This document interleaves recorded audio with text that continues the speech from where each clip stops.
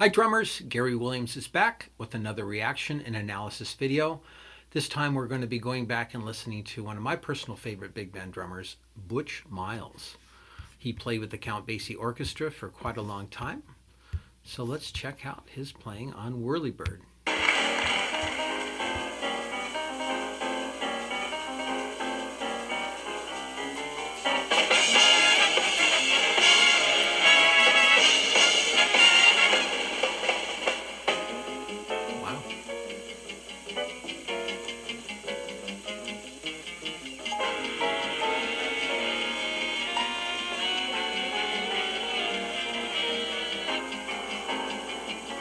You can't really hear it very well. He's playing hi-hat, tight hi-hat.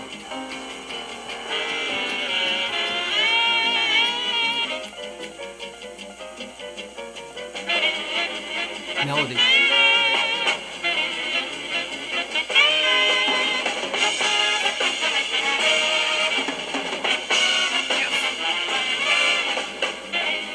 Beautiful.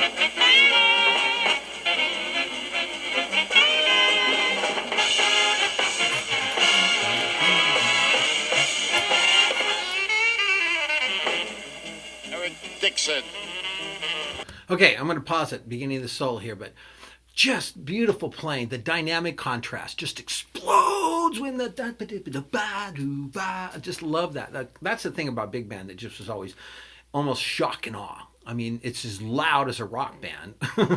It can be, that is, but it can just play whisper quiet, especially when you break it down just to the rhythm section where you just, of course, this is 4-piece. We got, you can't really tell, Freddie Gruber on guitar, Freddie Green on guitar, not the drummer. And then, of course, we've got Count Basie was originally a drummer, Butch Miles, and it's just really nice and clean and tight, very fast, and then he explodes. So here comes the solo.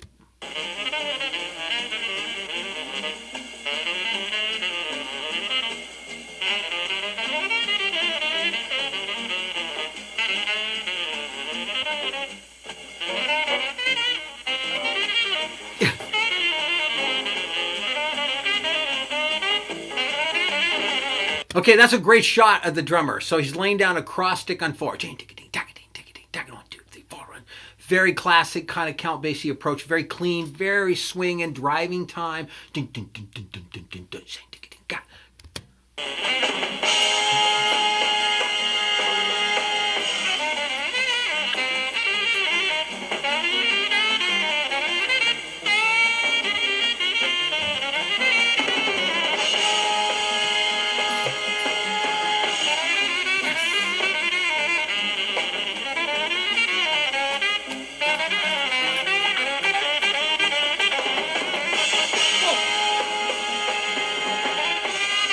You hear that?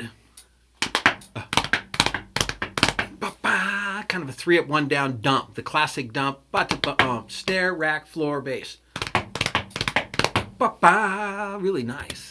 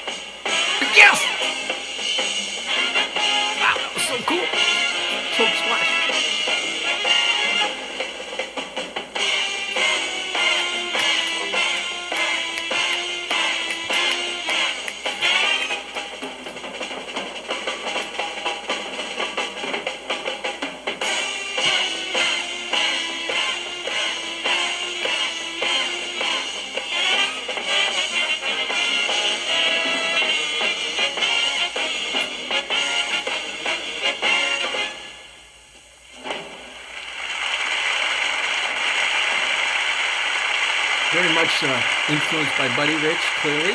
Very similar setup.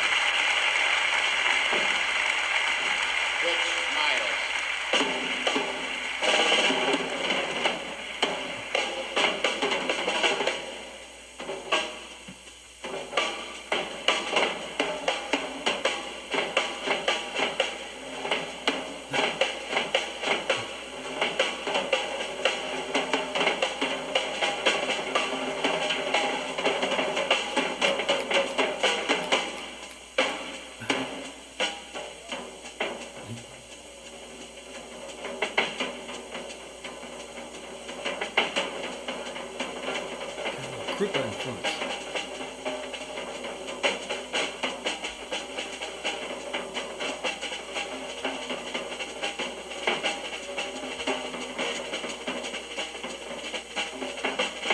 Oh, God, he's so like Buddy. Beautiful stuff going on there. Cool how he played so powerfully with the match grip to start out the solo, and now he's getting to more of the delicate stuff, going back to the traditional grip. But just check out the angle of the snare drum. Of course, it's very planed. Okay, so this is to marry the left stick. When you play traditional, the stick rests on top of your hand. When you play match, it's under your hand. So if your hands were at the same level and you held the sticks, the left stick being on top of the hand would actually be slightly angled, where this one would be more parallel to the surface. This is the purpose for having the old school tilted snare, is to marry the left stick angle with the snare drum head angle. You want that parallel relationship. If you've ever played basketball on an angled driveway, you know what it's like. You have to bounce the ball perpendicular to the surface for it to come straight back. So if it's if you're playing with a flat plane and the stick's angled this way, it absorbs the rebound. You can't get as much throwback from the stick or response. So that's why you see this happening. Notice how low the hi-hats are. They're not very high above the snare drum. Now this is what's traditional for many jazz drummers. His cymbals are kind of flat, kind of, again, inspired, I think, by Buddy Rich and the early Gene Krupa and the early drummers that did that, because they didn't ride on them. They just crashed them, kind of like a rock drummer, where small group drummers tilted them because they would play ride patterns on all their cymbals and use them also as crashes. He's using primarily one ride, and then the others are crashes. He's got his one effect splash cymbal and a china off to the side that he'll use, plus the hats. But a lot of these guys were playing on top of the hi-hats, basically treating the 14-inch or 15, whatever the hi-hat size was, typically 14 at this point in time, riding on it like a small ride cymbal, basically a 14-inch ride cymbal.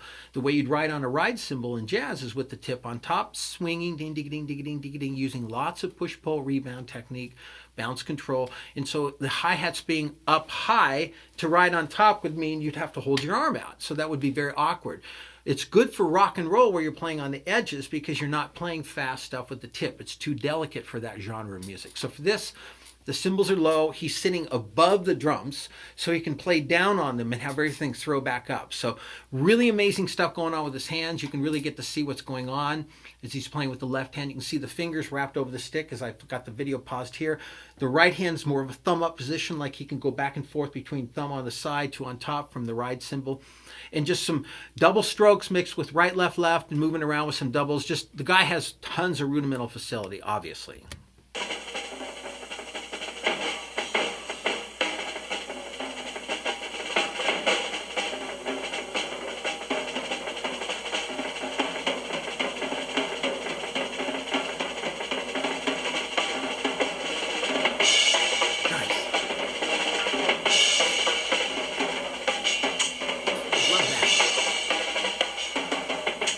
Definitely Buddy.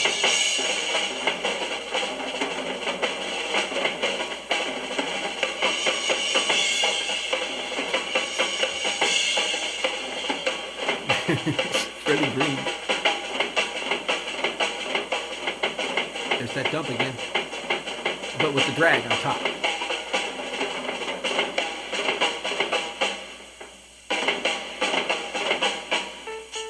Yeah. That was a little quote to the drum also waltzes. Count Basie did that. Bings that his first instrument was a drummer. So those were like dumps. That kind of thing. Earlier he was doing like a drag dump. So the first note instead of right, left, right foot was, or, so you can get the roughs or the drags. So drag is two notes that are balanced with one single stroke. A rough would be three single strokes, just so you know the difference. Great shot.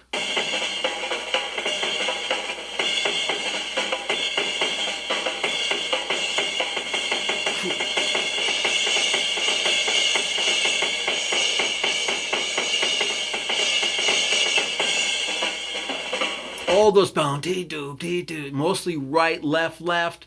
A lot of right hand lead accents, left hand's just over the snare, just hovering, filling it around all the right hand accents. Love that.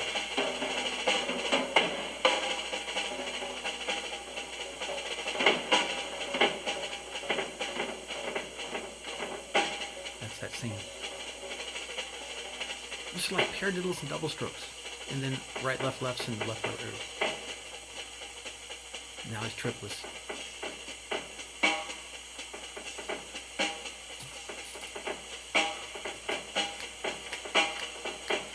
Almost a rock beat.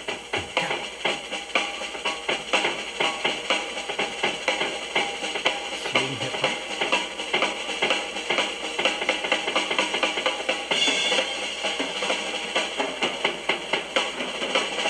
Voice substitution.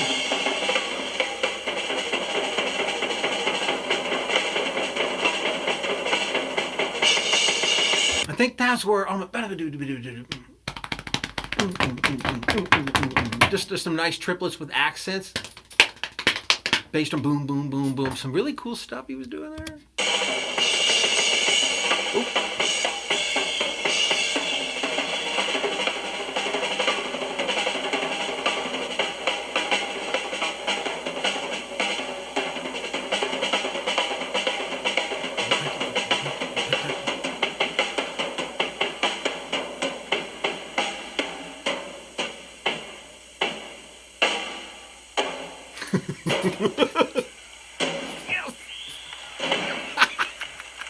I love it.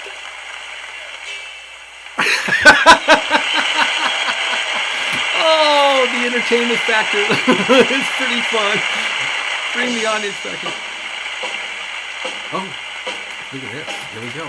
I love the big posturing. Puts on a good show. So charismatic.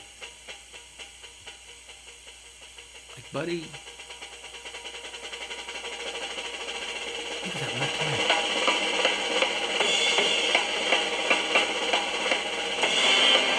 Whoa!